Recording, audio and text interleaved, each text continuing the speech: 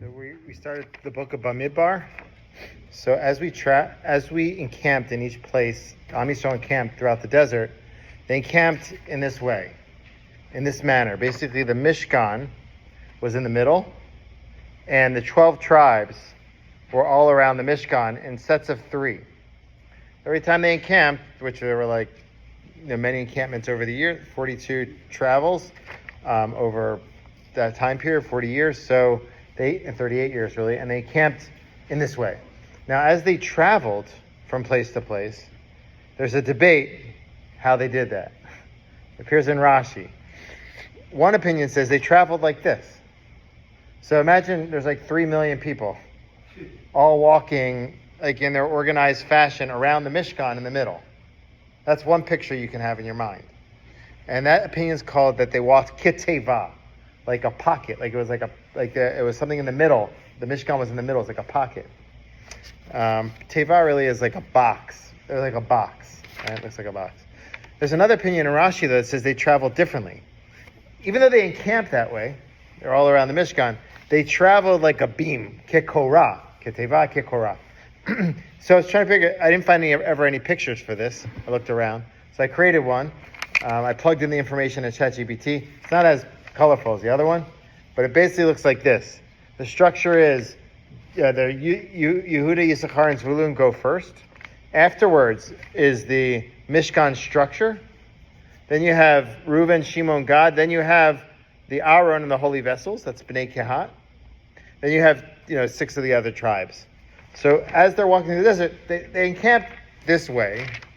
But as they traveled like single file, basically, kind of like the tribes in order, with the Mishkan in between. Okay, so that's the way that it's described, 2 different opinions. I'm trying to think maybe there's a deeper explanation behind this.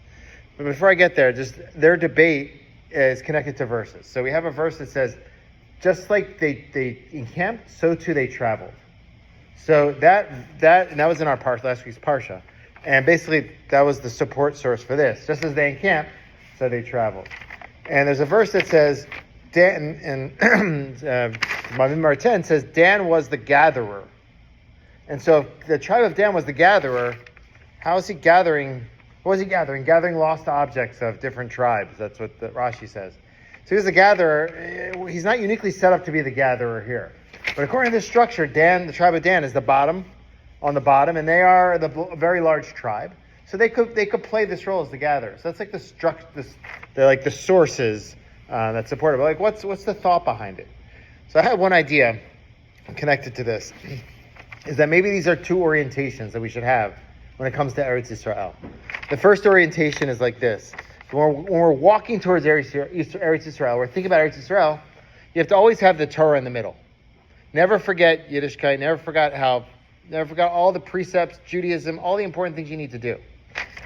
The other opinion says, what's in the center is not necessarily the Torah. The focus here isn't on the Mishkan. Focus here is on Eretz Yisrael. The Mishkan's helping them move from place to place. So the focus here is on Eretz Yisrael. Perhaps the debate is, what should we focus on? The more the national mission or the religious mission? And there's 2 opinions.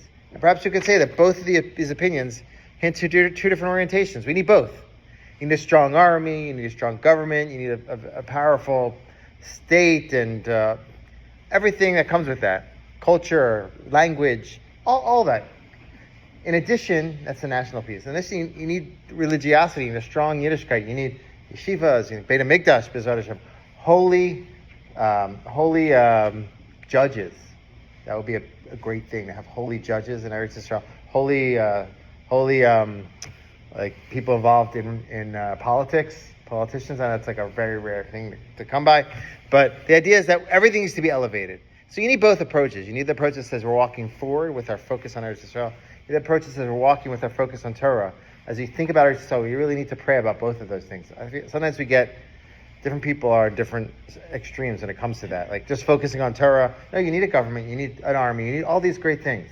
Or just focusing on the national stuff, but less focus on the religious stuff. We need both. We need to pray for them in a very strong way.